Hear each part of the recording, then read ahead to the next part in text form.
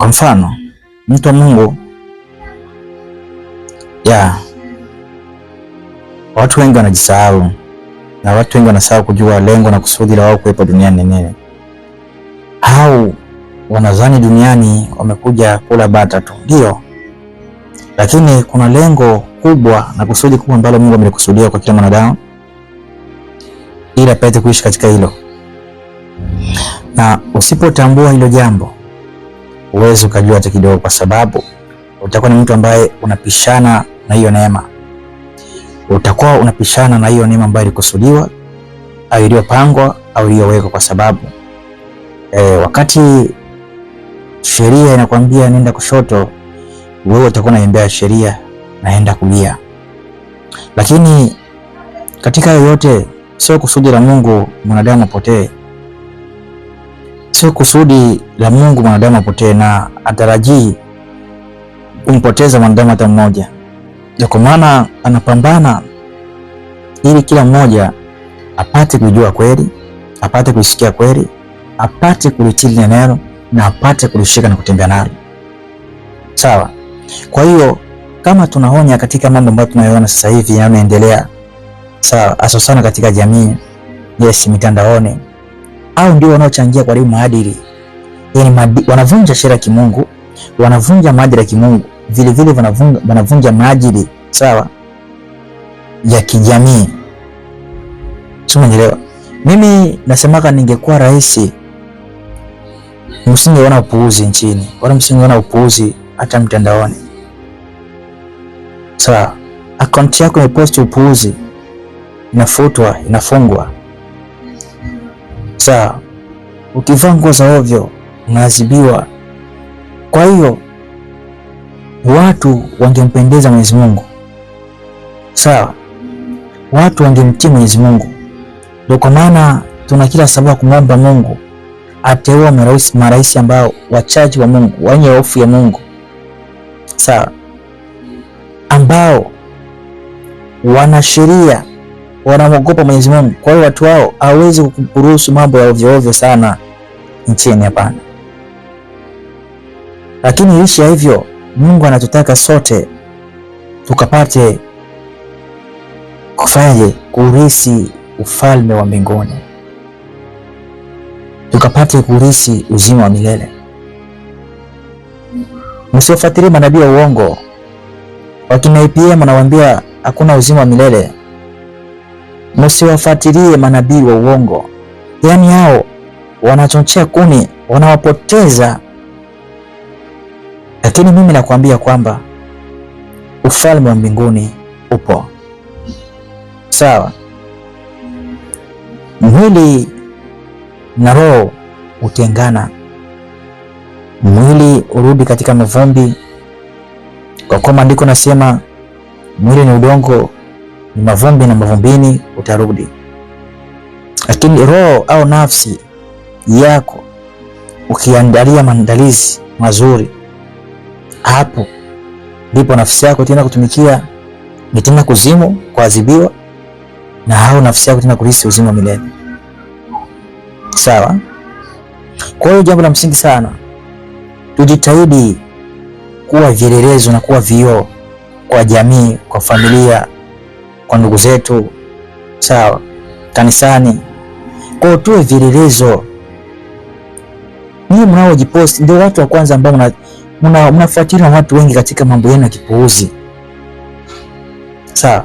Mnafuatilia watu wengi katika mambo ya giza. Sikiliza, ngoja nisome andiko hili. Waefeso sura ya 5 kuanzia mstari wa 3 nasema, kwa vile nyinyi ni watu wa Mungu, basi washarati uchafu wote ule au choyo visitajwe kwenu miongoni mwenu. Kwa anasema kwa kuwa nyinyi, sawa, ni watu wa Mungu, basi usharati uchafu wote ule, yani au choyo visitajwe kwenu. Tumeona. Kwa hiyo ikiwa wewe ni mwana wa Mungu, kila mmoja anasema ni mtoto wa Mungu. Kila mmoja kila mmoja hapa huwa anasema yeye ni mtoto wa Mungu. Kwa maana anaamka asubuhi anaona sali, sawa, anasali.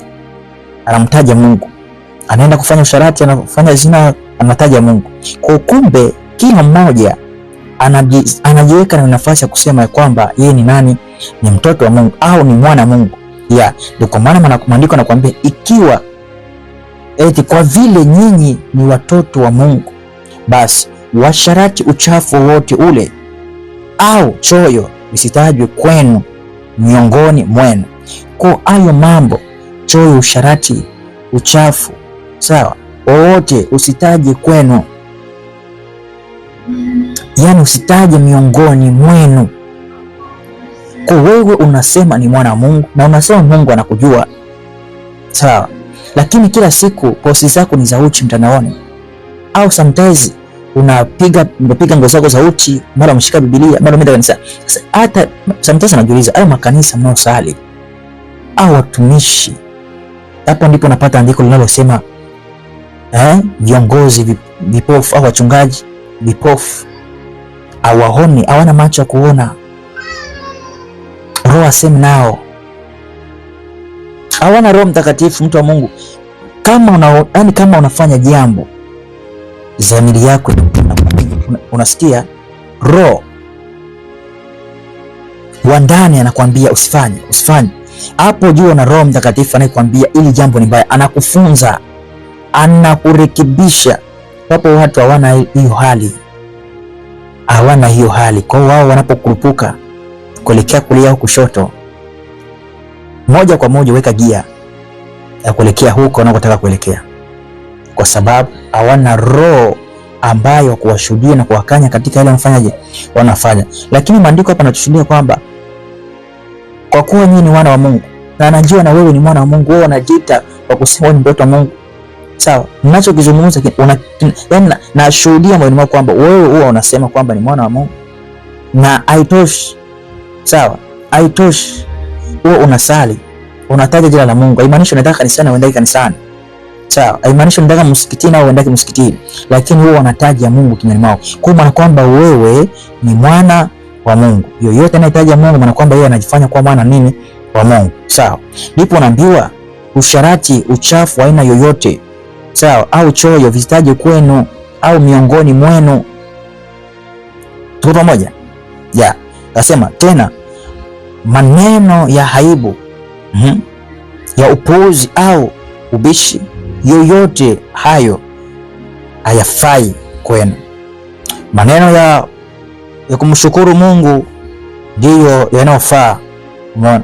Ndipo akasema tena, maneno ya aibu, umeona, na ya upuuzi au ubishi, yoyote hayafai kwenu, sawa, yani hayafai kwenu. Unaona? Kwa maneno ya aina hiyo hayafai kwenu, lakini kasema maneno ya kumshukuru Mungu yanafaa. Kwa mkiwa na maneno ya kumshukuru Mungu, hayo ndiyo yanayofaa. Kwa kumbe maneno ya upuuzi, ubishi, sawa, mabishano au mashindano ni mambo ambayo hayafai kwenu nyinyi wana wa Mungu, au wewe ambaye unajiita mtoto wa Mungu, kwa sababu hayafai, hayakupi kitu. Lakini mbali yale ambayo kufanyaje, ya kumshukuru Mungu, hayo ndiyo yanayofaa, au ya kumtukuza Mungu ndiyo yanayofaa. Unaona? Kumbe wewe unayejiita mwana wa Mungu inakufaa, sawa, uishi katika ile hali ambayo Mungu anataka uishi. Unaona? Kwa maneno ya aibu, ya upuuzi, ubishi, eti yoyote hayafai kwenu. Unaona? Ila maneno ya kumshukuru Mungu ndiyo yanafaa. Unanielewa? Kumbe maneno ya kumshukuru Mungu hayo yanafaa kwa watu wanaojiita wana wa Mungu. Sawa? Maneno ya kumshukuru Mungu yanafaa kwa watu wanaojiita watoto wa Mungu. Hayo ndiyo yanayofaa. Sawa?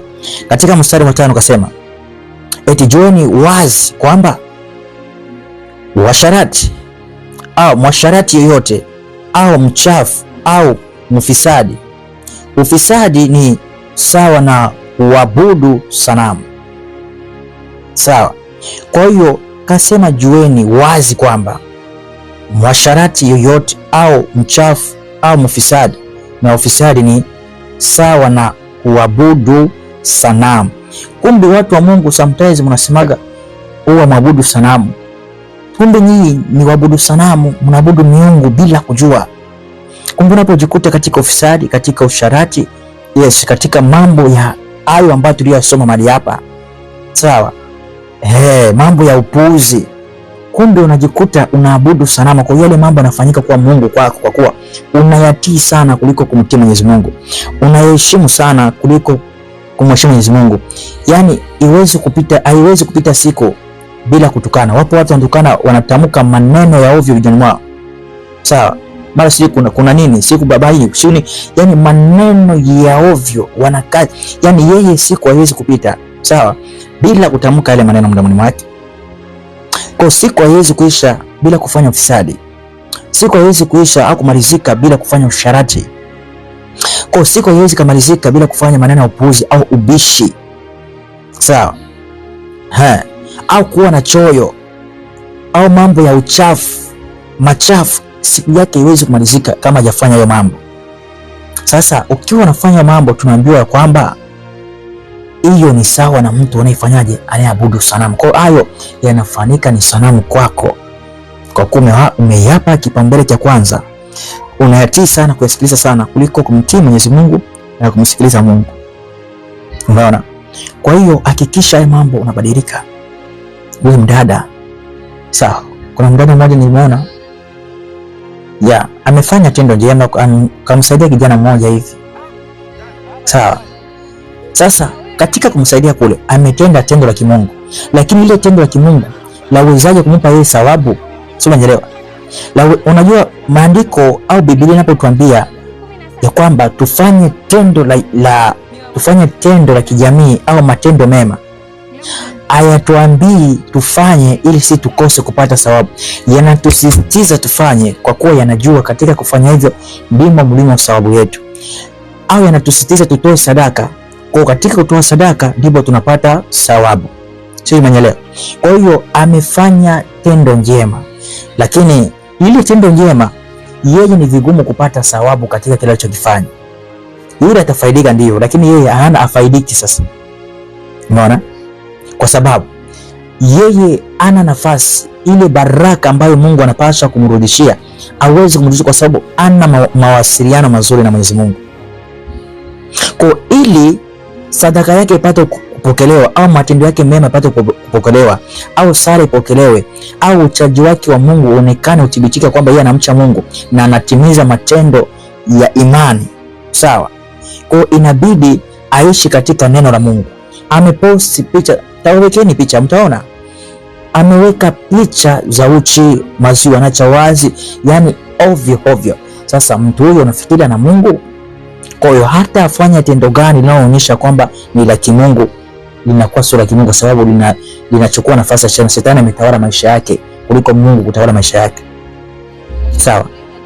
Ni wasomeeni waliokuwepo katika somo TikTok, ndio wafundisha kwamba tulisoma katika kitabu cha Matendo ya Mitume bali pale sura yake ya 10 kuhusu mtu mmoja kamanda au jemadari, yule alikuwa anaitwa Cornelio.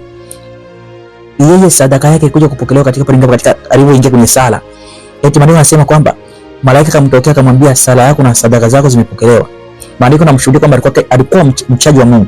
Sasa yule mtu baada ya vile vitu kupokelewa, ilibidi abadilishwe, amjue Mungu kweli kweli. Kwa hata wewe katika yale unayofanya matendo mema, ili upate thawabu, hakikisha unamcha Mungu, hakikisha unamtii Mwenyezi Mungu. Ukishafanya hivyo, alafu fanya matendo mema au ambayo unayofanya ambayo ni karama na kipaji Mungu amekupa, kuwaonea wengine huruma, kuwachukulia wenzako madhaifu. Hapo ndipo utakuwa unaona thawabu kwa Mwenyezi Mungu, kwa kuwa anakuwa anakulipa sawa sana kila unachofanyaje, unachokitoa. Kwa ukifanya bila kumcha Mwenyezi Mungu, yani kama vile wewe una kazi ya kupoteza. Mkumbuke Kaini, sawa. Kaini na Abeli, Kaini alitoa sadaka ikakataliwa, lakini alimaanisha kwamba ile sadaka ilipokataliwa alifanyaje? Walimrejeshea sadaka yake. Nono, ilipotea. Ya kwanza ikakataliwa na imeshapotea. Kwa tukisema kwa maana kwamba alipata hasara mara ngapi? Mara 3. Sadaka akatoa sadaka.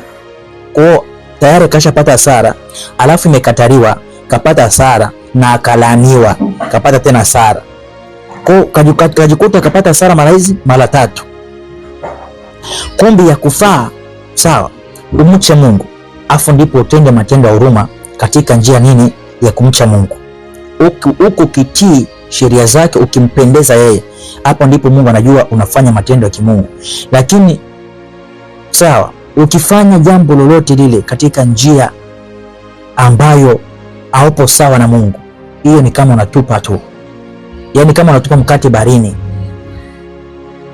Sawa, ni kama unatupa mkate baharini. Kwa hiyo niseme baharini, acha tu niseme kama unatupa mkate baharini. Lakini ukitupa mkate baharini, ukienda mbele utakutana nao. Useme kama unafukia kwenye nini, au unatupa chooni. Ni kama unatupa, tuseme unatupa shilingi chooni, kwa sababu ukitupa mkate baharini, ukienda mbele, maana maji yanateremka, ukienda mbele utakutana nao. Kwa ni kama unafanyaje, unatupa shilingi chooni, au unatupa ile neema yako chooni, kwa sababu haitakusaidia chochote. Kwa kwanza unapungukiwa katika ile eneo uliokuwepo, alafu vile vile sadaka yako haipokelewi. Si umeelewa? Kumbe yatufaa tufanye hivyo, lakini katika kufanyaje, kumtegemea Mwenyezi Mungu. Yes. Kwa hiyo ukifanya hivyo ni kama vile unaabudu sanamu, au mtu yeyote wa aina hiyo, eti hatambulia chochote katika ufalme wa Kristo na wa Mungu. Kwa hiyo mtu anayefanya mambo hayo hatambulia chochote, yani hatambulia chochote, sawa, katika ufalme wa Kristo na ufalme wa Mungu. Kwa mtu anaishi yale mambo, au madada zetu hawa, unaona wanavyofanya hizo picha nini, wanavyojiposti uchi, wanakata mauno, sawa, wanafanya matendo ya uzalishaji. Wengine wanaposti picha, wanachezea sehemu zao za siri, wanaziweka vitu vya ovyo kwenye sehemu za siri. Kwa hiyo hao, sawa, katika yani hawatambulia chochote katika nini, katika ufalme nini wa Kristo Yesu au ufalme wa Mungu, kwa sababu hawana na nafasi. Kumbe yatufaa turekebishike, tujirekebishe ili tupate nafasi. Watu wa Mungu wapo, wachungaji wapotoshaji, wapo manabii wa uongo. Yani maandiko yanakuambia ufalme wa mbinguni, yeye anakuja nakwambia ufalme wa mbinguni, na yeye ana kanisa. Sasa mimi najiuliza, ile kanisa huwa anajifunza nini kwenye Biblia, au tu ndio baraka kwenda mbele? Watu wamelaniwa sana. Haleluya. Sawa, bora tu utangaza kwamba wewe ni tapeli, umejifungua sema tu mimi ni tapeli, njoni ni watapeli basi. Sasa bahati mbaya sana, kuna jambo linasikitisha. Bahati mbaya waumini, waumini wamefungwa fahamu. Mtu wa Mungu, mimi nikienda mahali, hata kama umenyalika, naweza nikaja, naweza tena nikaja, lakini nikiona bado kinacho pass au Mungu anachokitaka kipo, sikai, naondoka. Au nitakuonya, na nisipokuonya na kuacha, tunaondoka. Sawa, mtu wa Mungu. Kwa hiyo hakikisha tunakuwa be careful, tuwe makini. Kama uko makini tu kwa mpenzi wako, uko makini kwenye biashara, uko makini, yani mtu upo makini kwenye mambo kawaida, lakini katika mambo kumpendeza Mwenyezi Mungu, mtu yani afocus, ajari katika hayo mambo kabisa. Mstari wa 6, eti msikubali kudanganywa na mtu kwa maneno matupu, maana kwa sababu ya mambo hayo ghadhabu ya Mungu huwajia wote wasiotii. Umeona? Kasema usikubali kudanganywa na mtu yote kwa maneno matupu, kwa sababu katika maneno hayo Mungu wazibu wote wasiofanyaje, wasiotii. Haleluya. Mtu wa Mungu, usikubali kudanganywa. Wapo watu wamedanganya katika hali ya dhambi. Wanajua bwana, tukijiposti uchi ndio tunapata pesa. Kwa watu wanaanza kujilipua. Utupu wao wanachezea. Nguo wanatupa kule. Content ni uchi tu. Sasa hivi content ni uchi tu. Mavideo mitandaoni, kila mtu ni uchi tu. Usijidanganye katika maneno matupu. kwa sababu Mungu atafanyaje? Atakuadhibu, atatoa adhabu. Unaona, mambo haya mtapewa adhabu kwa kila mtu ambaye anayefanya mambo asiyetii neno la Mungu. Yaani wasiomtii watapewa adhabu, wataadhibiwa. Kila asiyemtii Mwenyezi Mungu ataadhibiwa. Leo tunaongea unatona hivi, leo tunaongea unatona hivi, lakini tunakwambia upate kumtii Mwenyezi Mungu ili usije ukaadhibiwa. Nimekupa kile kitabu kile, sawa, ili usije ukaadhibiwa. Bwana kwa sana, ili usije ukaadhibiwa. Hakikisha, sawa, unampendeza Mwenyezi Mungu, unamtii. Mstari wa 7, eti basi msishirikiane nao. Umeona? Eti basi msishirikiane nao. Kwa hiyo usione watu sometimes wanakutenga kwa sababu tabia zako mbaya. Usione watu wanakukimbia kwa sababu ya unajiposti uchi, utaharibu maadili ya watoto wao, utawaambukiza malaya. Marafiki zako wanakutenga, na wewe marafiki zako wote ni wa malaya, marafiki zako wote ni wezi. Kwa sababu gani? Wale watu ambao wanajitambua na kujielewa hawawezi kuambatana na wewe kwa sababu wanajua utawaharibu. Sawa? Hawawezi kubali watoto wao washirikiane na wewe, wanajua huyu atafanya mtoto wangu shoga huyo. Yes, atafanya mtoto wangu msagaji huyo. Atafanya mtoto wangu awe mtu anayefanya masturbation. Atafanya mtoto wangu huyo mtu mtukanaji huyo. Sawa? Yes, kwa maana maandiko yanasema mjiepushe nao. Kwa watu wanapokuepuka, yani wanakuepuka na kukwepa kwa sababu wanajua moto. Wanajua hapa tukiingia hapa hatua wazima kabisa. Sawa mtu Mungu. Kwa usione watu wanakutenga. Hakikisha na wewe kama watu wanakutenga, unaweza kusema bwana nina watu wanakuzunguka akili kama za kwako. Yaani wewe watu wanakutenga sana. Watu wanakukwepa, wanakukimbia. Kuna baadhi ya connections zinatokea. Kuna baadhi ya mbinu zinatokea za samani za watu wa samani wenye heshima zao, lakini wakisha kufikiria wanakukwepa. Kwa nini? Wanajua. Usijifarije tena na watu wengi, wala sisi tunawasaidia. Unawasaidia wenye akili kama za kwako, wenye tabia kama za kwako, wenye njia kama za kwako. Hawakuoni, wanakusifia. Yaani wanakupaka mafuta kwenye mgongo wa chupa, afu unasema watu wananipenda sana. Mtu wa Mungu, huruma sana. Watu wanakuchekea unafiki, wanajua wewe ni mbaya, njia zako ni mbaya. Hawakuoni, wakushauri, utaangamia. Haleluya. Yaani utaangamia, utaadhibiwa. Kila asiyemtii Mwenyezi Mungu, maandiko yanasema ataadhibiwa. Sio mimi nakusomea tu hapa, sawa? Kwa utaadhibiwa. Eti watu wanayojiepusheni nao. Yes, mtu anaweza kujiepusha nao, lakini mimi siwezi kujiepusha nao kwa sababu nakuonya, nimekuja kukuonya ili upate kubadilika, watu wasije wakaanza kutenga. Sawa? Ufalme wa mbinguni upo. Ukifa, sawa? Unaenda mwili wako unaoza. Au mimi nikifa mwili wangu unaoza. Lakini mimi najua nitakwenda wapi. Mimi nitakwenda kumlaki, nitakwenda mbinguni kwa sababu nayatimiza yale ambayo yameandikwa kwamba nikifanya haya ndio napata hilo jambo. Sawa? Kwa sababu nayatimiza, nalishika lile neno. Kwa hata wewe hapo unajua kabisa huwezi kwenda. Yaani dhamiri yako inakwambia kabisa huwezi kwenda kwa tabia zako, kwa matendo yako. Sawa, unajua kabisa huwezi kwenda. Kristo anataka uende. Kristo apendelea hata mmoja angamie wala potee. Kumbuka amesema nimekuja kurejesha kile kilichopotea. Amesema mtu akiwa na kondoo 100, je, mmoja akipotea hata wale 99 akamtafuta yule mmoja, na hata furaha atakapompata. Yes, kwa Kristo atakufurahia wewe wakati utakaporejea na kusema Baba nimerudi, nisamee. Kumbuka yule mwana mpotevu. Sawa? Utakaporejea ya kwamba Baba nimerudi, ni mwanao nilikosea, nimefanya mambo mengi, nimefanya picha za ovyo, nimezalilisha watu, nimeharibu heshima ya. Una heshima wewe? Mwili wako una thamani, mwili wako una joto asili, mwili hauna joto asili. Haleluya, hauna. Sawa, yani wewe hauna joto asili, kwa sababu mapaja yote muda wote nje, maziwa muda wote nje, uchi wenyewe muda wote nje.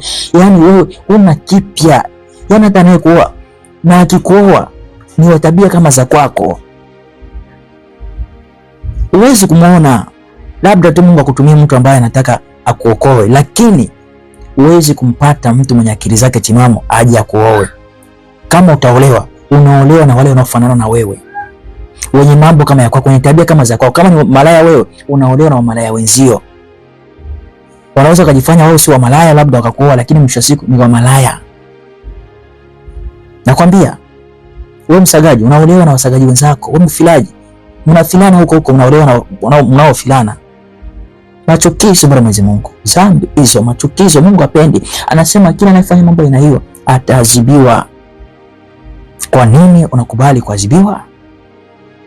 Muda ni sasa. Bwana anakupenda sana, anakupenda sana. Haleluya, anakupenda sana. Anakupenda sana. Eti zamani nyinyi mlikuwa gizani, lakini sasa nyinyi muko katika mwanga, kwa kung'aa na Bwana nchini kama watoto, ishini kama watoto wa mwanga. Narudia andiko hili. Eti zamani nyinyi mlikuwa gizani, lakini sasa nyinyi muko katika mwanga, kwa kung'aa, mwanga wa kung'aa na Bwana. Yes, mwanga wa kung'aa na Bwana. Ishini kama watoto wa mwanga. Sawa, anakuambia hapo zamani mlikuwa katika giza, lakini kwa sasa nyinyi watoto wa mwanga. Sawa, kwa ishini kama mwanga kutoka kwa Bwana. Sawa, ishini kama mwanga, ishini kama watoto wa mwanga. Kwa msiishi kama mko kwenye giza. Mtu aliyeko kwenye giza hawezi kujua hapa pana shimo. Nyumbani kwako giza likitokea tu pop, umeme ukikata, una wakati baadhi ya maeneo unajikwaa. Una baadhi ya kitu ambacho hata ulikuwa unakiona wakati umeme ulikuwa unawaka, ukikata tu unashindwa kukiona. Yaani unaanza kupapasa. Kwa sababu gani? Giza alikupe nuru, alikupe mwanga wa kuangalia, wa kuona mbele. Kwa watu wengi wapo katika giza. Dada, baba, mama, kaka, upo katika giza, ndio kwa maana unafanya hayo matendo. Ndio kwa maana unaacha mwili wako uchi, unavaa nguo transparency, una chupi, unavaa nguo maziwa yote wazi, kifua wazi. Thamani ya kuolewa kwako iko wapi? Nani atakayefaidika na mwili wako na wakati tayari amesha sex na wewe kwa kuona tu? Mtu kasha sex na, yani una sex na watu. Maandiko yanasema kila anayekutamani hukuzidi. Kwa unazinisha watu wangapi? Ni wangapi wanao sex na wewe kwa siku? Je, unaweza kuwatolea hesabu wote? Alafu nasemaga hawa wanawake hawa, unajua ni wanawake Mungu amewaumba, amewapa kuna nguvu fulani. Kuna nguvu ulionayo ya kipepo, ya kishetani. Wewe kama unaweza kumwangusha rais, unaweza kumwangusha mbunge, unaweza kumwangusha mwinjilisti, unaweza kumwangusha tajiri, unaweza kumwangusha maskini, unaweza kumwangusha mchungaji, sawa, katika dhambi. Hivi una nguvu kiasi gani? Aone kama una nguvu ya ziada, aone kama wewe ni tajiri. Kama unaweza kuangusha wote hao, unaweza kuangusha wote hao. Mwenye pesa, sio na pesa, sawa, bonge, mwembamba, mzuri, mbaya, raisi ama sio raisi, yani wewe mchungaji, mbunge, waziri, yani kila mtu unaweza kuangusha, unaangusha. Kwa nini usitumie hiyo nguvu kumtafuta Mungu na kujikamilishia utukufu au kujikamilishia utakatifu? Kwa nini usitumie hiyo nguvu kumpendeza Mwenyezi Mungu? Au kwa nini usitumie hiyo nguvu kujikamilishia kila kitu katika maisha yako, kuliko kusambaza dhambi, kuliko unajua wapo watu ambao wao hazina zao, sawa, makadi ya benki yamejaa dhambi. Kadi ya benki imejaa dhambi. Sawa. Hazina ya Airtel Money, M-Pesa, Mobile Money, si nini huko, vyote vimejaa dhambi. Yaani yeye analala katika dhambi, anaamka katika dhambi. Account bank yake imejaa dhambi. Sawa. Begi lake limejaa dhambi. Yaani anakopesha dhambi, anavuna dhambi. Watu wakipata shida wakiwa wanamtafuta awasaidie, anawasaidia dhambi. Yaani yeye kazi yake anasaidia kazi, yaani anafanya uinjilisti. Yeye ni nani tuseme nini, missionary au ni mbalozi wa kusambaza, kufanya kazi ya shetani. Yaani yeye anasambaza, anasaidia kazi ya shetani endelee mbele. Sio lengo la Mungu. Usiishi katika giza, ishi katika mwanga. Ishi kama mtu anayeona. Usiishi kama usiku, ishi kama mchana. Mungu anakupenda sana. Hakikisha unabadilika, change. Badilika, bwana, ni rahisi. Wewe nawaambia, kama unaweza kuchukua maamuzi ya kumwacha kumsaliti mume wako, mpenzi wako. Wapo wanawake ambao ile jambo, wapo wanawake ambao nyinyi wanawake, sawa, una mwanaume unaishi naye, uenda amekuoa, alafu unakaa naye umpendi, lakini unaishi naye, alafu unajisudia umpendi, unataka utafute mwanamke mwingine, mwanaume mwingine. Eti huyu kwa sababu ya shida tu ndio maana nilikubali nioe, lakini sasa hivi simpendi, nataka nitafute mwanamke wa ndoto yangu au mwanaume wa ndoto yangu. Nyinyi au utakuta mwanamke ana watoto ambao sio wa mwanaume wake, amewazaa nje ya ndoa. Mwanaume huyu anafanya kila kitu ndani, anajua leo ni watoto wake, kumbe hakuna hata mtoto wake mmoja. Hivi hamna huruma? Hamuogopi Mungu? Watu wa Mungu, mwogopeni Mungu, mwogopeni Mungu. Yaani mwanaume wako amekuoa, hujamzalia hata mtoto mmoja. Hata kama umemzalia mtoto mmoja, umezaa watoto wengine nje ya ndoa, umemletea ndani, analea yeye akiamini watoto wake.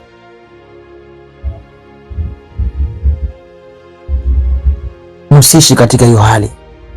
Mungu apendezwi nayo.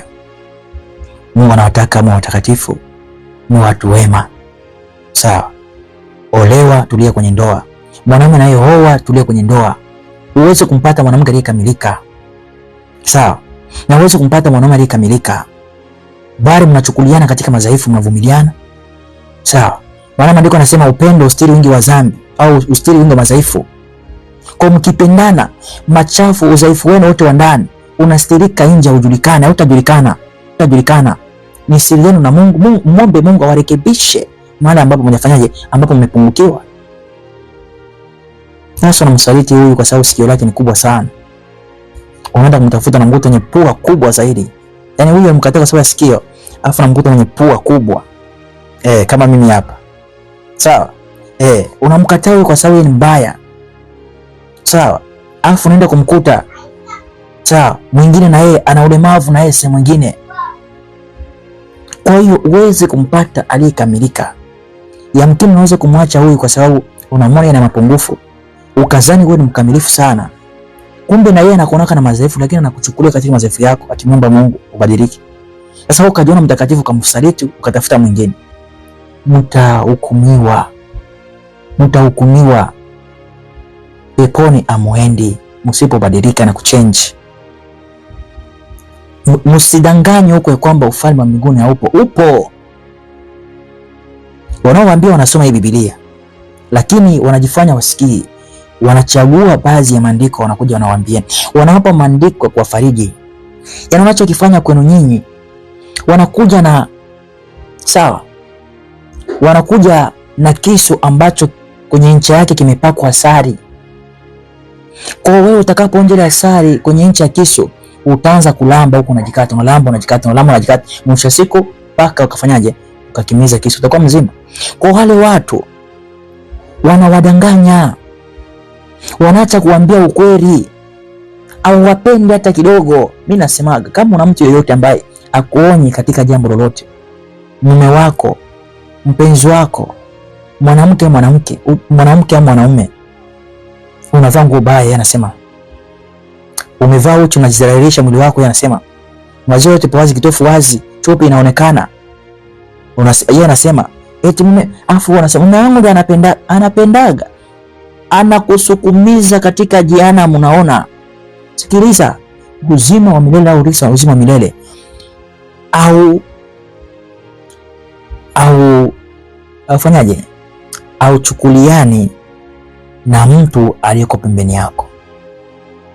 Usipopambania moyo wako, usipopambania maisha yako wewe katika safari ya kwenda uzimani wa milele, huyo mume wako, mtoto wako, mama yako, baba yako utamuona, au huyo mfilaji mwenzako, malaya mwenzako, shoga mwenzako, msagaji mwenzako utamuona, mwizi mwenzio utamuona, yani utakwenda peke yako.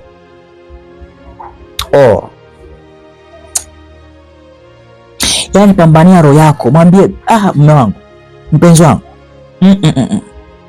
yani mimi nafanya kwa sema tu ndio, ona unionye, fanya kitu, vaa mavazi ya stara kwa ajili ya utukufu wa Mungu. Usivae nguo, watu wengi wanavaa nguo kwa ajili ya watu waone. Sawa, watu wakuone, lakini katika utukufu wa Mungu, ili usije ukawasababisha kutenda dhambi. Kwa jistiri wewe, usije kawa chambo, usiwe chambo kwa wenzako kukosa uzima milele, kwa wenzako kutenda dhambi, kwa wenzako karibu. Upo ambaye unaweza kukutana na mtu hivi ukamtendesha dhambi, wewe alikuwa na lengo kabisa kutenda dhambi. Kwa kitendo unapita, cha kwanza atakukosa, labda kuna wale ambao atakukuta wewe, atafanikisha kutongoza, mkapendana, mkaenda mkalala. Sawa, na kuna yule ambaye unaweza kumangusha katika dhambi na asipate nafasi ya kuwa na wewe. Kwa anachokifanya inabidi atafute mwanamke mwingine. Sasa kwa unajikuta wewe umekuwa chanzo cha kufanya dhambi. Siku hiyo tujistiri. Nasemaga tena, Mungu aseme ya kwamba ujistiri, ili yeye akiona uchi wako anachanganyikiwa. Uchi wako ni yani kauchi la mwanadamu akana faida yoyote kwa Mungu. Uchi wa mwanadamu hauna faida kwa Mungu. Mungu akiuona uchi wako, sio kwamba anachanganyikiwa, sio kwamba anavuruga au anavurugwa, sio kwamba eti anatoka katika kiti cha enzi amekuwa na yeye hisia zimemwamka, anataka kutongoze, anataka akupeleke uende ukatongoze au ukatongoze. No. Au anataka lale na wewe. Uchi wako unamsaidia nini Mungu? Huona na kuona unapobadilisha nguo, unapoenda kuoga, unapoenda chooni, unapolala. Yaani Mungu anakujua. Anakuambia ujistiri, uvae mavazi ya star, usiwe chachu ya kuwakwaza wengine, ya kuwasababisha wengine kumkosa au kumkosea Mungu. Kwa jilinde wewe kwa ajili ya jirani yako, jilinde wewe kwa ajili ya rafiki yako, jilinde wewe kwa ajili ya mtu mwingine. Mtatoa hesabu yenu kubwa sana. Hesabu yenu kubwa sana. Haleluya. Kasema msishiriki katika matendo yasiyofaa ya giza, bali yafichueni. Sio, umeelewa? Narudia andiko hili. Msishirikiane katika matendo yasiyofaa ya giza, bali yafichueni. Kwa mimi siwezi kushirikiana na wewe katika matendo yasiyofaa na ya giza, bali mimi nayafichua. Yupo mtu alikuja, bwana umetokea hizo picha. Hizo picha zipo mtandaoni huko. Uenda kwenye simu zenu si zipo? Mnaangalia picha za ngono, si zipo? Mnaangalia kwenye picha. Afu kuna watu wanapenda picha za ngono. Watu wanapenda, paka madada wanapenda picha za ngono. Simu zao zimejaa picha. Hajaolewa, mkaka hajaoa, lakini simu zimejaa picha za ngono. Paka unashangaa. Ndiko kunatoka masturbation, kujichua. Wanawake sasa hivi wanajiweka vitu vya ovyo kwenye simu za siri. Wanao vimidori vya umbo kama vina umbo kama umbo la kiume. wanajiingiza kwenye maneno za siri. Sasa unafikiri wewe ukimooa au kiseksi naye atapata raza ya kulala na wewe? Hata ukimooa atapata raza ya ndoa? Mwisho siku wanaanza kulaumu, wanatukana wanaume mitandaoni, mara wana nguvu za kiume, mara nini. Kumbe shida ni wao wenyewe. Unaona mnavyoweka kwenye sehemu zenu za siri? Mnaviona? Mwili wako utakuwaje na joto asiri ambalo asiri Mungu aliyokumba nayo? Itoke wapi? Maandiko yanasema chumvi ikiharibika utaitia nini mpaka ikolezwe? Au utaikoleza na nini? Chumvi ikipoteza ladha yake utaitia nini? Utaikoleza na nini? Uwe ni chumvi ambayo umeharibika, je, utakolezwa na nini? Umeshafilwa, utakolezwa na nini? Ili kule sehemu ya mavi kule. Sawa. Wanawake wengine akili zao zipo matakoni, kwenye makario, mnaita shape. Kwanza shape ni mwili mzima. Lakini mara nyingi shape unachukulia ni makario. Matako ni sehemu ya kukaria chooni. Shape, hata kichwa kina shape. Mdomo una shape. Sawa. Kwa shape, mwili wote ni shape. Sasa shape sasa hivi unachukulia ni matako, makario. Kwa wanawake wengi, kuna mtu nimemwona, tawekeni picha, ameenda sio ametoa mbavu zote eti apate makario. Kwa akili za wanawake zimekuwa kwenye makario. Akili zipo kwenye makario, alafu na wengine zipo kwenye uzuri wao. Mtu wa Mungu, urembo wako, uzuri wako waweza kukupeleka kwenye ndoa, na sio sana kukupeleka kwenye ndoa. Unaweza kupeleka katika kutongoza, kufanya malaya sana. Sawa, na hayo makario yako, matako yako yatakupeleka kwenye kufanya malaya sana. Na kama yatakufanikisha ya kupeleka kwenye ndoa, sawa, hayo makario na uzuri wako ya kupeleka kwenye ndoa, lakini tabia zitakufukuzisha kwenye ndoa. Tabia zitakukosesha ndoa. Inachokaa kwenye ndoa na kudumu kwenye ndoa sio makario, sio huo uzuri wako. Siku moja nilikuwa na mpenzi wangu, kipindi hicho nilimwambia nataka leo nipate kuona faida ya makario. Nataka nione faida ya matako hapa kitandani. Sikuwahi niona. Alishindwa cha kufanya. Sasa kumbe mnaweka akili zenu katika hiyo mambo badala akili mweke kwa Mwenyezi Mungu, kumpendeza Mungu. Leo watu wanahangaika kuna kule kutafuta madawa. Wengine wanaenda Mwimbili huko. Mlongazila, si kufanya nini waoboreshe makario. Watu wa Mungu, hizo zote ni sanamu. Hayo mambo yote ni sanamu. Mtukuze Mungu, mtazame kama ulivyo ndivyo Mungu alivyokuumba. Usimkosoe, bali unamfanya, maana kwamba unamrekebisha Mungu, amfanya Mungu hajakamilika. Hakikisha unatubu, unabadilika. Haleluya. Hakikisha unabadilika. Kama umewahi fanya hivyo, huenda sote tumewahi fanya hivyo, lakini wapo watu ambao wamekiri wamebadilika.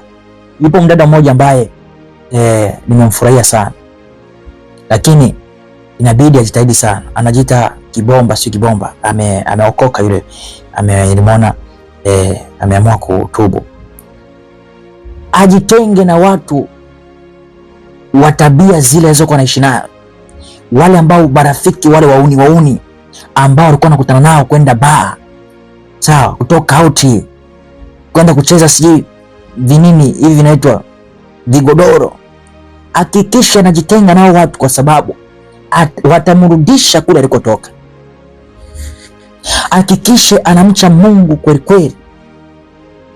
Lakini akikaa tu pale kwamba nimeshaenda nimeombewa, kwao nimeokoka, alafu baada akaendelea kuwasiliana wale waume zake wa zamani, wapenzi wake wa zamani, hamna mtu pale. Hamna mtu aliyeokoka pale. Hamna mtu aliyeokoka pale. Inabidi achukue maamuzi ya kuacha sasa zile tabia ambazo za wale watu walikuwa wakikutana nao. Sawa? Wale marafiki ambao walikuwa akishirikiana nao. Kwa sababu kama sivyo watamrudisha kule alikotoka.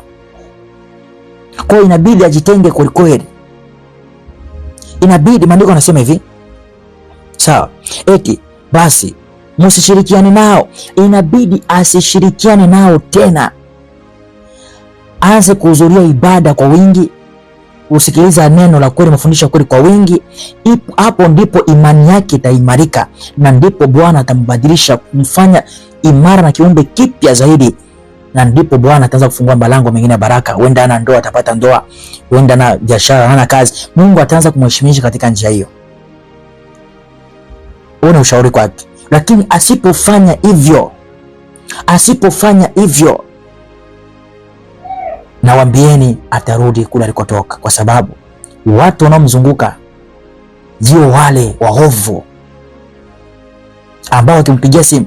Alafu hivyo shetani mjanja sana, wanaweza kumdanganya. Sasa wenda wakakupa zawadi, wenda wakampromise, wenda gari, nyumba, atachanganyikiwa, ataamua kuacha wokovu tena, ataenda kurudi kwenye matabishi. Ndivyo shetani alivyo. Wenda utakata natembea jiani, ukamkutanisha na tajiri mkubwa hivi, twende kazini, akishaenda tu maisha hiyo. Haleluya! Watu wa Mungu, hakikisha tunabadilika, Haleluya! Hakikisha tunabadilika, tusifuate mambo ya giza, tuachane mambo ya giza. Hayo tuache mambo ya giza. Eti mstari wa 12, mambo yanayopendwa kwa siri ni aibu hata kuyataja. Kumbe mambo yanayopendwa kwa siri ni aibu hata kuyataja. Una mambo nayataja hapa, unaweza kanyoni nimechanganyikiwa. Ni aibu hata kuyataja, lakini tunayataja kwa nini? Kwa sababu tusipoyataja hamtayaacha. Ni kama vile tunawapaka mafuta. Sawa? Tusipoweka hizi picha hapa kuonyesheni matukio watu, ndio mambo tunayoishi, ndio mambo yalipo duniani. Kwa mimi kawekea hapa na waleteeni, sawa, kama kuwaonya na muone kama funzo ya kwamba haya mambo hayafai, ni mambo ya aibu hata kuyataja, lakini natubidi tuyataje, kwa sababu tusipoyataja wawezaje kuyaacha? Huwezi kumkanya mtoto umefanya kosa usipomwambia amefanya kosa gani. Kumbe hao tunamwambia amefanya kosa gani? Ni mfilaji. Umefanya dhambi gani? Ni malaya, ni mzinzi, ni shoga. Hizo ndo dhambi ambazo inapaswa waziache. Kwa tunazitaja, na ikiwezekana kama ushahidi upo tunaweka hadharani, tunamwambia acheni haya mambo. Hayo mambo mnayofanya kwa siri, ni mambo mnayofanya kwa siri, lakini sio ya siri tena. Mambo ya tendo la ndoa ni ya siri, ya kufanyika kwa siri, lakini mbona mambo yapo mitandaoni hadharani? Mitandaoni mote picha za ngono zimejaa, video za ngono zimejaa, picha za aibu zimejaa, video za aibu zimejaa, mambo ya yani ovyo. Tuataje kuyataja haya mambo ili muyache? Mnapowafanya mjue kama tatajo wenyewe wanayataja huko. Mbona wanayataja? Wakiyataja huko watu wanafurahi. Utakuta watu wamecomment upuzi, ujinga tu. Afu wana watu wanavyofanya ujinga, watu wanapenda ujinga kweli kweli.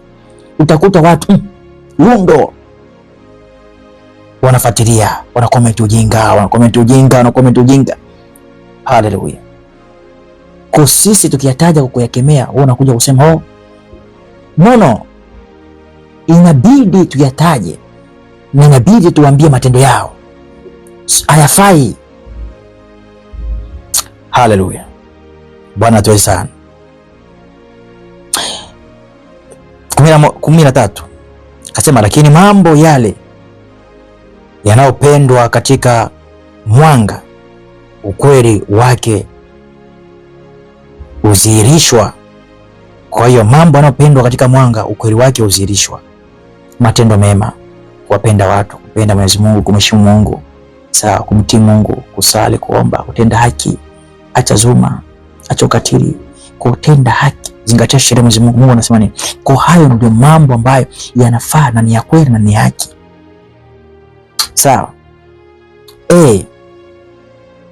Unapoona ndoa jirani yako inavunjika, unganisha. Hata kama ulitaka kuwa chanzo au umewahi kuwa chanzo, hakikisha unafanya nguvu ya kurekebisha hayo mambo. Unapoona jirani yako watu wanagombana, wapatanishe. Sawa? Kwa mpatanishi, usio mgombanishi. Usio mtu wa kusababisha watu wengine kuumia, kulialia. Wewe mtu wa kuunganisha, kufanya wengine wawe na furaha, wawe na amani. Wewe ukifanya hivyo unapoteza nini? Ukifanya hivyo unapoteza, unapungukiwa na nini? Ukiwatendea watu mema, ukiwasalimia watu, unapungukiwa nini? Ukiwapenda watu, sio kuwapenda katika umalaya, katika zinaa, katika washarati. No. Kuwapenda kwa sababu neno nasema wapende kama nafsi yako. Huwezi kupenda mtu mwingine aumie. Huwezi kupenda mtu mwingine auawe. Huwezi kukubali. Haleluya. Bwana asifiwe sana. Nasoma kwa haraka sana. 14. Na kila kilichodhihirishwa huwa mwanga. Ndivyo maana maandiko yanasema, amka wewe uliyelala. Amka wewe uliyelala, fufuka kutoka wafu. Umeona? Kwa amka wewe uliyelala, chochote kilicho mwanga kinafasa na udhihirishwa na upendwa. Amka wewe uliyelala, toka katika usingizi hapo ulipolala. Amka. Mfuate Kristo. Mtafute Kristo. Amka. Naye Kristo atakuangaza. Kwa amka ufufuke, naye Kristo atakuangaza. 15. Basi muwe waangalifu jinsi mnavyoishi, msiishi kama wapumbavu, bali kama wenye hekima. Tumieni vizuri muda mlio nao, maana siku hizi ni mbaya. Sawa? Msiishi kama wapumbavu, lakini bali muishi kama wenye hekima. Tumieni vizuri muda mlio nao, maana siku hizi ni mbaya. Ipo siku mbaya. Usiishi kama mpumbavu, mtu wa Mungu. Watu wengi wanaishi kama wapumbavu na ni wapumbavu kweli. Usiishi kama mpumbavu. Ndio kwa maana napoambia mimi watu ambao wanafanya mambo ya kijinga na waitawa wapumbavu. Unamkuta mtu kimwita mpumbavu, au unamtuka. Sikutukani, maandiko yanawaita hivyo. Kwa watu wenye akili za aina hiyo ni wapumbavu. Sawa? Kwa hiyo kama wewe una akili za aina hii, jua wewe ni mpumbavu, na mpumbavu kweli. Sawa? Kwa usiwe mpumbavu, bali tumia vizuri muda huu tulionao, muda wako, uzima ulionao, afya ulionao, itumie vizuri, kwa sababu tupo hizi nyakati zinazo ni mbaya. Sawa, mtu wa Mungu? Hizi nyakati ni mbaya. Kwa hiyo msiwe wapumbavu. Karudia tena, msiwe wapumbavu, bali jaribuni kujua matakwa ya Bwana. Akarudia tena, msiwe wapumbavu, bali jaribuni kujua matakwa ya Bwana. Usiwe mpumbavu usijua Mungu anataka nini, usijua Mungu anapenda nini. Wewe ni uchafu wako tu, pumbavu wako ndio unaokuongoza hapa duniani. Sometimes una hata faida kwa ndugu zako, kwa jamii, kwa marafiki. Una lolote, una faida gani wewe duniani? Haleluya. Hata ukionyesha kama una faida kwa hao wote, ni wale wanaoendana na wewe, kwa upati sawabu yoyote mbele ya Mwenyezi Mungu. Usiwe mpumbavu, bali jaribu kujua matakwa ya Bwana. Hakikisha unajua matakwa ya Bwana. Acheni ulewa divai. Sawa? Maana hiyo itawaangamiza, bali mjazwe na Roho Mtakatifu. Kwa acheni kunywa divai, maana hiyo divai itawaangamiza, bali mjazwe na Roho Mtakatifu.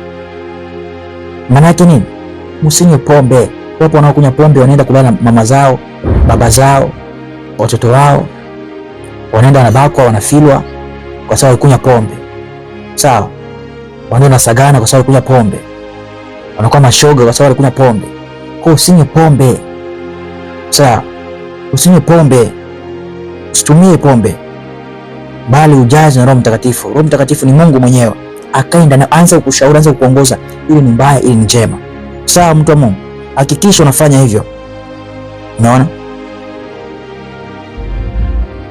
Zungumzeni kwa maneno ya Zaburi, nyimbo na tenzi za roho za kiroho. Mwimbieni Bwana nyimbo za zaburi kwa shukrani, sawa, mioyoni mwenu. Kwa hiyo hakikisha unaanza kumtukuza Bwana ndani yako, kwa mambo yako yote mtukuze Bwana. Unaenda kwenda kazini, unapovaa kanguo kako, sawa, kagauni ka mikono mirefu, hapana kuonyesha kifua wazi, sawa. Hakikisha unajistiri, hapana kuvaa suruali, vaa kagauni kazuri, unajistiri. Kwa hiyo unamtukuza Bwana. Unamtukuza Bwana. Kwa unapaka mafuta, hapana kuweka kope, anza kumtukuza Bwana. Kwa mwanaume hapana kunyoa viduku. Anza kubadilika. Kama ulikuwa unanyoa viduku, nyoa kama mimi. Na mimi nimewahi nyoa viduku hapo awali. Na mimi nimewahi kuwa sharubaro kama wewe. Na mimi nimefanya hayo unayofanya. Mimi mwenyewe nimeenda kula bata. Bata hizo tumelila sana na sisi, lakini tumeacha. Na sisi tumefanya hayo. Tumeruka sana sisi kwenye vitanda vya uzinzi humo, tumeruka sana. Wapo watu wanatufahamu katika hizo njia, lakini kwa nini tumeacha? Tuliamua kuacha kwa kuwa tuliamua kujua kweli, tukaijua kweli, tukasema ina maana bora uoe mke wako, uolewe, uwe na mume wako. Ishi kwa kupendeza Mungu, tenda haki, usiibe, sawa. Kwa ishi matendo matakatifu.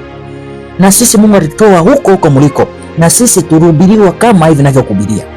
Chukua maamuzi. Kama unachukua maamuzi ya kumwacha mzee wako kumsaliti na mwanamke mwingine au na mwanamume mwingine, au porazi uijua kwa sababu umesalitiwa, una sumu kwa sababu umesalitiwa, ulichoma kisu kwa sababu umesalitiwa, ulipiga risasi kwa sababu umesalitiwa, au kumpiga risasi mke wako kwa sababu yeye amekusaliti.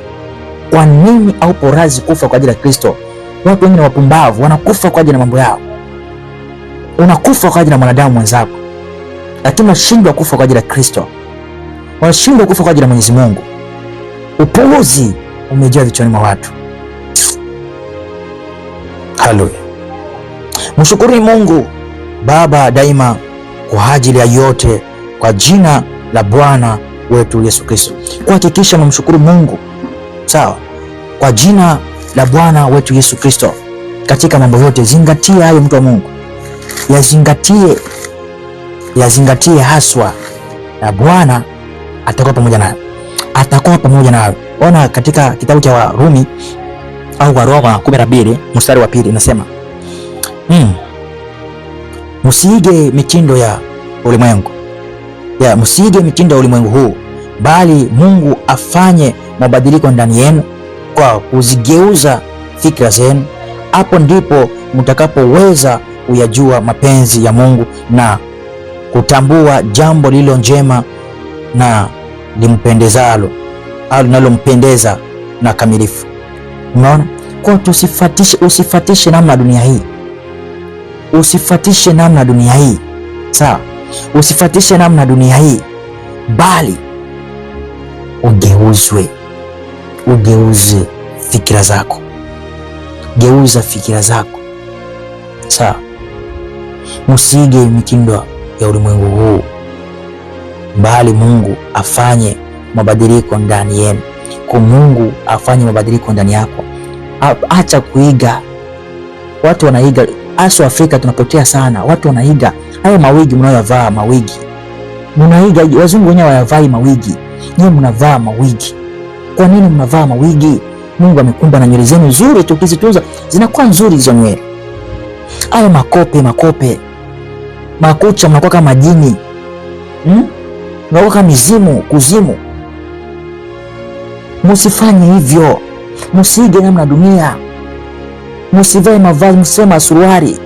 Msisuke nywele. Mungu anakutaka uwe natural. Uwe mtu asiri. Uwe na uhalisia wako. Kwa nini watu wengi wanapenda kuku wa kienyeji? Hivi hamna akili? Amone kama kuku wa kienyeji na huyu anaitwa Bredla mnamwita. Sawa. Kwa nini hawampendi kuku wa kisasa? Wanapenda kuku wa kienyeji. Na kwa nini wanasema kuku wa kienyeji yuko good na ana bei, ana gharama? Sasa kama tu mambo ya kawaida tunajua kuyatofautisha, semuse haya mambo ya kimungu. Ndivyo ilivyo katika hali. Wewe kama umeiga Sawa, umekuwa kama kuku wa kisasa. Jua huna thamani. Kuku wa kisasa hana thamani, lakini analiwa sana. Kwa na wewe una thamani, ndio kwa maana unatumiwa sana. Ndio kwa maana unatumika sana, kwa kuwa una thamani. Ndio kwa maana unapelekeshwa sana, kwa sababu shetani anakutumia sana. Anakutuma huko kwenye shisha, kwenye bangi, kwenye pombe, kwenye ukahaba, kwenye umalaya, kwenye ushoga, kwenye usagaji, kwenye ufilaji. Kwa anakutuma kote. Shetani anakutumikisha hivyo kwa sababu ni kuku wa kisasa, una thamani. Lakini kuku wa kienyeji anaheshimika. Unajua bei yake 25, 30, sometimes mpaka 50. Sorry, huyu kuku wa kisasa anauza shilingi ngapi? Sio 10,000, sio 7,000 ile. Umeona? Kwa hiyo usifatishe, musiige mitindo ya nje. Watu wengi wanapenda kuishi maisha fake ya kukopi. Mnapenda kuishi maisha kukopi. Msiishi maisha kukopi. Hakikisha mnaishi maisha yenu asili, ambayo ndio asili yako. Msiishi maisha kukopi. Usijifanye mtu fulani na wakati wewe siye. Usijifanye mimi na wakati wewe sio mimi. Nisijifanye wewe na wakati mimi sio wewe. Kila mmoja arizike na hali yake. Watu wengi wanashindwa kurizika na hali halisi. Kwa maana madada wengi wanakuwa malaya, watu wengi wanakuwa mashoga, wengi wanakuwa wanashindwa kurizika na hali halisi ya maisha yao. Wanashindwa kurizika na hali halisi ya ndoa. Kwa hiyo usifanye hivyo, mtu wa Mungu. Sawa? Badilika. Eti mgeuzwe fikira zenu. Hapo ndipo mtakapoweza kuyajua mapenzi ya Mungu. Kwa ukishabadilisha fikira zako, hapo ndipo utayajua mapenzi ya Mungu. Wewe hujui mapenzi ya Mungu, badilisha mtazamo, badilisha mindset yako, change, badilisha majira na nyakati, mtazame Kristo. Sawa? Jikane, kubali kupoteza kila kitu, mwambie Kristo, nimekuja kwako. Tazama, nimeacha maovu yangu yote, ambayo huenda maovu hayo ndio yalikuwa nakupa kipato. Mwambie nimeacha yote, nimekufuata wewe. Nataka kujishughulisha sasa na maisha yangu. Nahitaji hiki. Katika kazi ya maovu ya usharati, ya ukahaba, nilikuwa nafanya 1, 2, 3, lakini nimeacha kwa sababu ya neno lako na kutiwa na kusikiliza wewe. Sasa hivi sina chochote. Naomba, nahitaji niwe natimiza majukumu yangu ya kila siku kama nilivyokuwa nikiyatimiza. Bwana atakufungua malango, atakufungulia malango, atakupa connection, atakupa kazi kama uliacha kazi mbovu ukawa huna kazi. Kwa Mungu atakuheshimisha, Mungu atakuacha. Acha rosha, acha maisha yako tu kwake. Mtolee maisha yako kwake. Sawa? Afu uone kama yeye atakuacha. Kubali kubadilika. Sawa? Jua mapenzi ya Mungu. Mungu anataka nini? Anataka niwe mtu mwaminifu, mkamilifu, mtakatifu. Anza kumpendeza. Usifanye mambo kwa sababu ya watu. Fanya kwa ajili ya Mungu, vaa kwa ajili ya utukufu wa Mungu. Jistiri watu wa Mungu, jistiri. Haleluya. Bwana asifiwe sana. Hakikisha unajistiri. Mungu atuwezeshe sana. Mungu apate kutuwezesha sana. Kwa mtu wa Mungu, anza kuchange.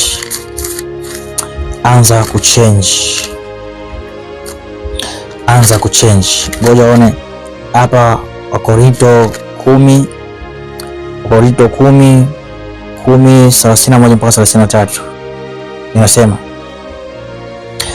Inasema basi chochote mfanyacho, iwe ni kula au kunywa, fanyeni yote kwa ajili ya utukufu wa Mungu. Msiwe kikwazo kwa Wayahudi au Wagiriki au kwa kanisa la Mungu. Umeona? Muwe kama mimi. Jaribu ya tuishe tu hapa. Kwa hiyo hakikisha, sawa, chochote unachokifanya, iwe ni kula au kunywa, fanya yote kwa nani? Kwa ajili ya utukufu wa Mungu. Kwa hakikisha unachokifanya chochote, kuvaa, kutembea, kuongea, tabia, matendo, kula, kunywa. Fanya hivyo kwa ajili ya utukufu wa Mungu. Usifanye kwa ajili yangu mimi na kuambia mali hapa. Usifanye, fanya kwa ajili ya utukufu wa Mungu. Jilinde kumwangusha mwenzako kwenye machafu, kwenye dhambi, kwa ajili ya utukufu wa Mungu, asije akakuhesabia makosa. Sawa? Fanya kila kitu kwa ajili ya utukufu wa Mwenyezi Mungu. Eti usiwe kikwazo kwa Wayahudi au kwa Wagiriki, unaona? Au kwa kanisa la Mungu. Usiwe kikwazo kwa ndugu yako, kwa kabila fulani au kwa nchi fulani au kwa ukoo fulani. Sawa? Au kwa kanisa la Mungu, usiwe kikwazo. Watu wengi ni vikwazo leo, wanaenda maswali kanisani. Wachungaji wengi ndio wachungaji vipofu. Msiwe vikwazo. Ipo siku tawajieni wachungaji. Tawajieni wachungaji. Tawajieni wachungaji ambao mnapoteza kondoo za Kristo. Haleluya. Mnawapoteza ambao Kristo alikufa kwa ajili yao. Mnashindwa kuwaonya na kuambia iliyo kweli. Kama una mtoto wako kama umuonyi, wewe sio baba. Haufai kuwa baba. Sawa? Kama una mtoto wako ambaye unamtakii njia njema. Watu wana watoto. Kuna mzazi anamtakia mtoto wake. Ukimwona mzazi anamtakia mtoto wake mambo mabaya, huyo ana roho za kichawi. Kama sura kichawi, ni mshirikina au ametawaliwa na shetani kiasi kwamba mpaka anashindwa kujielewa. Lakini kila mzazi mtakia mwanae mambo mazuri. Sasa wewe una watoto wa kiroho, kwa nini unashindwa kuwatakia mambo mazuri? Ukimpenda mtoto wako akifanya kosa ya kuiba, utamuonya, mwanangu usiibe, kwa sababu unajua madhara yake. Sasa kwa nini hao watu muwaonye makanisani kwenu? Haleluya. Watu wa Mungu, mchungaji wako akupendi. Unapoteza muda bure hapo ulipo. Baada mtakusanya wote na mchungaji wenu, mtakusanya, mtafungashwa kama kuni, mnaenda kutupa motoni na kwenda kuchochea moto wake zaidi. Sawa watu wa Mungu, moto wake zaidi. Wakolosai, utasoma Wakolosai. Haleluya, Bwana tuwe sana. Utasoma Wakolosai sura ya 3, sura ya 3 mstari wa 16 mpaka 17. Inasemaje? 16. Eti ujumbe wa Kristo na ukae ndani yenu pamoja na utajiri pamoja na utajiri wake wote. Fundishaneni na kushauriana kwa hekima yote. Imbeni zaburi, nyimbo za tenzi na za kiroho. Mwimbieni Mungu mioyoni mwenu kwa shukrani. Naam, kila mfanyacho kwa neno au tendo, fanyeni yote kwa jina la Bwana Yesu na kumsifu au kumshukuru Mungu Baba kwa njia yake. Sawa? Umeona? Hapo umeambiwa tena ujumbe wa Kristo, sawa, na ukae ndani yenu. Yaani ujumbe wa Kristo ukae ndani yako. Sawa? We mama, we baba, we kaka, we mdada, ujumbe wa Kristo ukae ndani yako. Sawa? Eti pamoja na kufanya na utajiri, pamoja na utajiri wake, yaani pamoja na utajiri wake wote, eti tufundishane. Kwa maana kufundisha, sawa, pamoja na utajiri wake wote na tufundisha na kufundisha. Unaona? Kuna kufundisha na kushauriana na kushauri pia, eti kwa hekima yote. Kwa maana mazungumzo na wewe sometimes usinione kwa ni mkali, lakini kuna wakati nakuwa mkali kwa sababu sio mimi, bali aliyomo ndani yangu anafanya iwe hivyo, kinywa changu kiwe hivyo, bali sio mimi. Sawa? Kwa hiyo ndio kwa maana tunafanya hivyo, tunashauriana, tunaonyana ili upate kuwa sawa jinsi ambavyo Mwenyezi Mungu anavyotaka uwe. Unaona? Eti kwa hekima yote imbeni zaburi, nyimbo za tenzi na za kiroho. Mwimbieni Mungu mioyoni mwenu. Hakikisha mambo yako yote unaanza kumsifu Bwana. Hakikisha msifu Bwana. Kuna wazazi wetu kipindi hicho walikuwa akianza kuosha vyombo, kufanya usafi, na anaimba nyimbo za dini. Anabudu. Yaani anabudu, mtu anafanya kazi za ndani anabudu, anapika chakula anabudu. Yaani mpaka chakula kinakuwa na utukufu yani. Yaani mtu ambaye yupo katika uwepo. Yes. Yupo katika uwepo. Tabia zake, mambo yake yote ni ya kimungu yani. Muwe hivyo. Msio kata maono mitandaoni. Msio posti uchizeni mtandaoni makario matakwe. Hayo ni ya kukaria chooni, nawaambia. Yananuka mavi hayo. Muda wote yananusa harufu ya mavi. Ndio mnajisifia hayo. Nani aliwaroga binadamu? Hayana faida hayo. Hayo manyama yana faida. Mungu ameweka hayo ya kukalia na kukalia chooni. Ndio kazi yake. Hakuna kazi nyingine. Haleluya. Sasa nyinyi wachukua akili zenu mnapandikiza kwenye makario. Bwana atuweze sana.